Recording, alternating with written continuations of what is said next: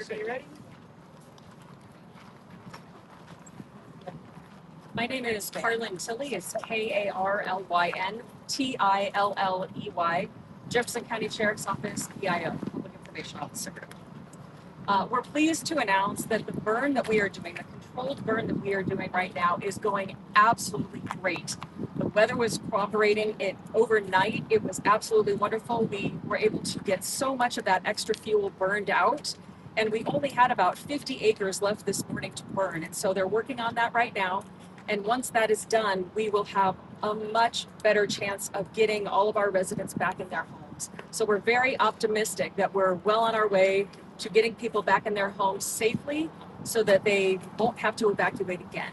So we absolutely want to make sure that we're in a position where we're not putting them in danger, and that's why we take these extra precautions and don't let them in a little bit earlier.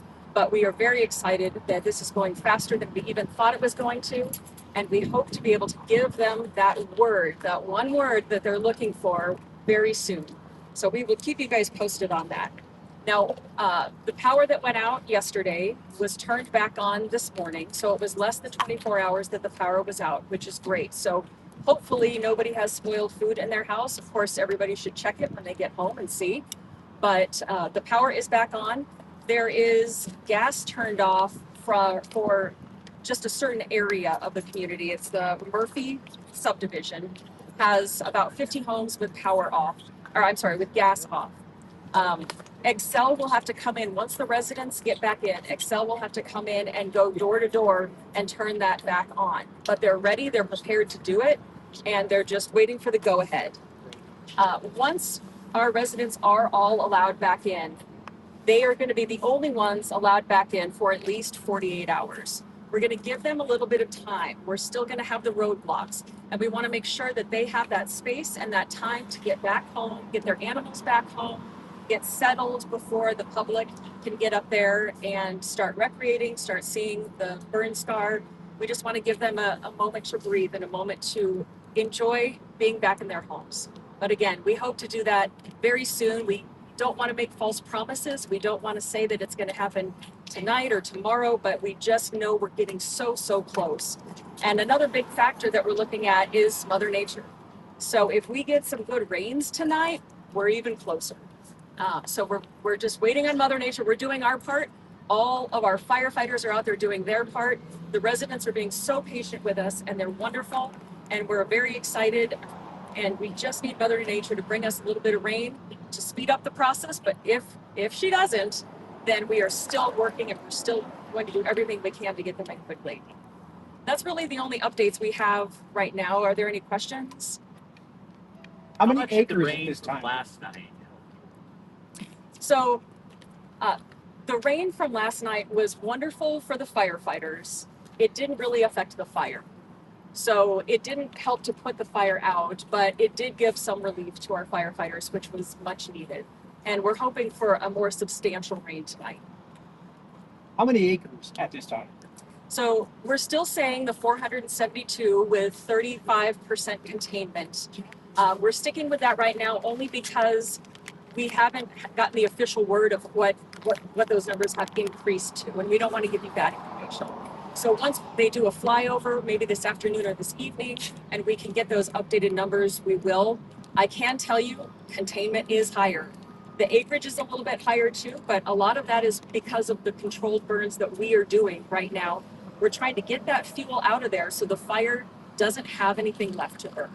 Can you tell us some of the strategic things that firefighters are doing now to continue the containment at the rate that you have it now? The bulldozer lines and the hand lines that they've been digging around the fire, they continue to make those more substantial. They're clearing them out. So after the lines are dug, and even on the roads, if they can get things off the roads and they can make that an even safer area and even a bigger area so the fire can't jump any sort of road, that is the goal. So they are still out there. They're still clearing stuff out. They're still doing everything by hand or the bulldozers or chainsaws, using every tool that they have. Some of the backburn involves some of the helicopters and then putting water back on it. So the fire right now is doing exactly what we hoped it would do. It's blowing in the right direction. It's burning the right things, and we're very, very excited for that. You told us that the rain didn't necessarily help the wildfire, but it did help the firefighters. Is this the same set of crews that we've seen since the beginning of last week? On, off, on, off, on, off, the same fire. We have had so many partners and so much help. All of our local firefighters in this entire region have been amazing. We've had firefighters from other states. They've come from all over, and they're helping to relieve each other. So to say it's the same firefighters, not necessarily, but they are rotating in and out. And the ones that are dedicated to here stay here for a certain period of time. It's just however long they're deployed and however long their station can allow for them to be here to help us. Talk about that relief. I mean, they need it. It's hard. They get that hard the whole time. It's steep, it's grueling, it's hot. There are no sources of water up there, and so everything they're doing is difficult. Every step they take is hard, but they're doing it. They're staying extra hours. They're staying overnight extra hours because they want to get the residents back in their homes. Can you talk about the decision and what went into the decision for the controlled burn, and especially as far as where it was and what gains you hope from it? So you probably have seen some of the fire maps, and you see the large road off to the west. And that road is sort of the fire line that we've been trying to, it's the box that we've been trying to contain it in, right? So the fire hasn't reached parts of those areas, but as of this morning, we literally and figuratively turned a corner. The fire turned that corner. It's blowing in that right direction, exactly how we want it to go. And what they're hoping to do is just get all of the burn things that, get all of the things that can burn from the ground out of there, clear it out so the fire doesn't have a way to travel any further. And it is not getting into the canopies. So that's also very, very good news. It is getting the scrub oak and it is getting the stuff on the ground, but it is not getting into the canopies of the trees. So what went into the decision as far as what circumstances did you need in place to do this control burn rather than previous days? Well, we first had to make sure that the fire were safe.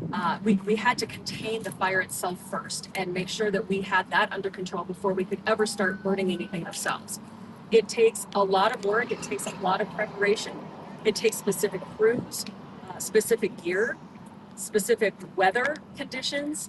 That's why some of these operations are happening overnight instead of in the middle of the heat of the day. And so there are many, many factors that they look at in order to be able to do that, because they certainly don't want to cause problems. They don't want to add to the trouble. They want to relieve the trouble. But all these things aligned up at this time that you were able to do so. All the stars have aligned, and we are very, very excited that it's going exactly as we hope. And God willing and Mother Nature willing, we will get people back in their homes very soon. Can you be a little more descriptive about when you say the fire took a turn? Can you tell us a little bit more about the area where it took a turn and went in a direction that's more beneficial to firefighting right now? So the southwest corner of the fire is where we were beginning that controlled burn. And when you go from that southwest corner to the north, up along the west side, that was all area that had not been hit by the fire. A lot of it's very steep and rugged terrain, and that was the area they wanted to focus on so that the fire could not spread any further there. They're getting rid of that fuel so that the fire has nothing to eat. Creating a fire divider to stop the fire. Yes. Thank you. Could you talk about the daytime and nighttime workers? In other words, you said 24 hours. Can you describe a little bit about the 24-hour fight? Do you know what the hours a crew is on? It depends, but usually 10 to 12. Okay. Do you want to? Sure. She's probably better to talk to you about this. Hi, my name is Stacy Martin. I'm also one of the PIOs for this incident. There are different crews that go on at night. Sometimes their qualifications are a little different. In this case, some of them are our hot shot crews are doing the burning. This is what they do. They're very good at it. They make sure that the temperatures are right, the conditions are right, and then they lay fire in the ground. A couple nights ago, it was doing so good, they're like, we're staying. We're going to work a few extra hours because everything was lining up perfectly. So that's fantastic. Can you spell your name? Stacy, Stacee Martin, Martin. You are. I am one of the PIOs for Jefferson County Submit.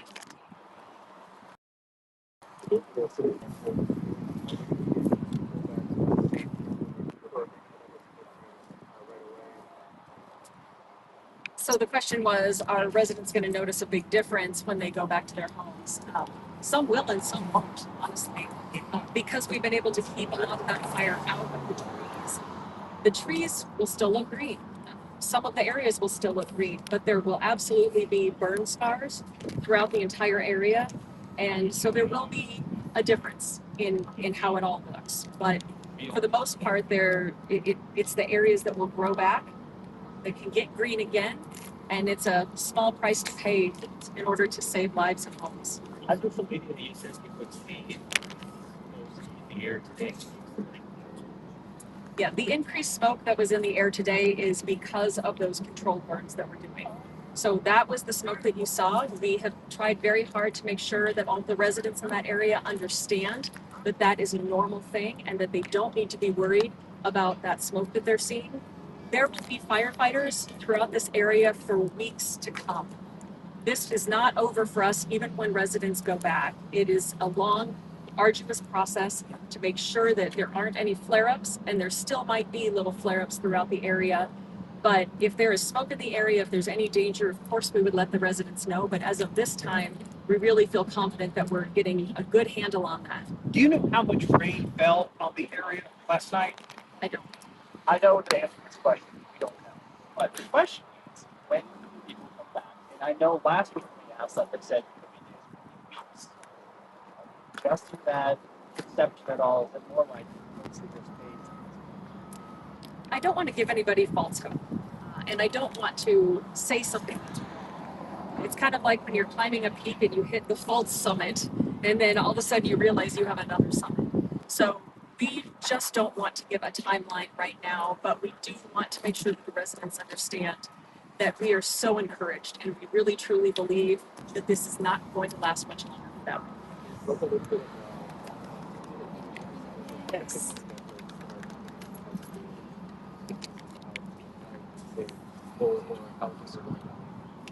We've had a steady flow of residents coming into the evacuation center. It's been a really beautiful thing to see, honestly. We go there twice a day and we give them updates, but also it's become a community, and we've seen neighbors getting to know neighbors and learning more about each other. So there is a little bit of good that comes out of all of this, and I think that the residents are just closer as a result of this. Any more run-ins with wildlife? Not that we've heard. And no more injuries that we've heard for any firefighters at this point. We're very thankful for that. Are you anticipating calling for any more help at this point from other firefighting agencies? No. How about air support? Will helicopters continue to patrol the area and douse flames if needed? What's the plan there? We still have 3 helicopters that are on standby that are dedicated to this fire, that if we need them, they can deploy in a moment's notice. So we still have those resources available, and we use them as we need them. We don't always need them, but they are on standby and they're here for us. And as a result of that, we still need people to not fly their drones over the burn area. We've had a real problem with that. We've had multiple people with drones flying over the area, and when they fly, we can't. So we cannot be up in the air when a drone is up in the air, and that is a problem. So we need to make sure everybody stays out of that area. We're also asking recreationalists to stay out of that area for now. Please no biking or hiking.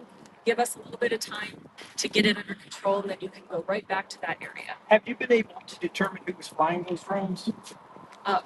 All of that's under investigation. It is definitely being looked into. And speaking of investigation, where are you in terms of determining how this started? We are very much in the middle of this investigation. We are using all of the resources we have available to us, including state resources, which have been offered to us in order to help us really thoroughly look into this and see if we can figure out the cause and whether or not there's a suspect. We know it was human caused. We don't know if it was intentional or accidental. So all of that are things that we need to look at, and that's really all I can say about that right now. But believe me, they're working to find answers. Follow-up question to that. Did the deputy who discovered the fire, was there any sort of video recording within that car or a deputy's body-worn camera that would have captured some of the fire at the beginning that you guys would have recorded? We looked, no, No, there was no camera, or no, there was no recording. no recording. There was nothing was recorded.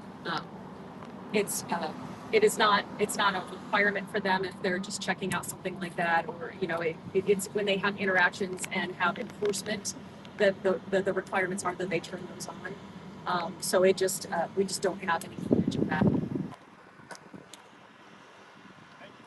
Yep. We are planning as of now 2 p.m. tomorrow at the same location.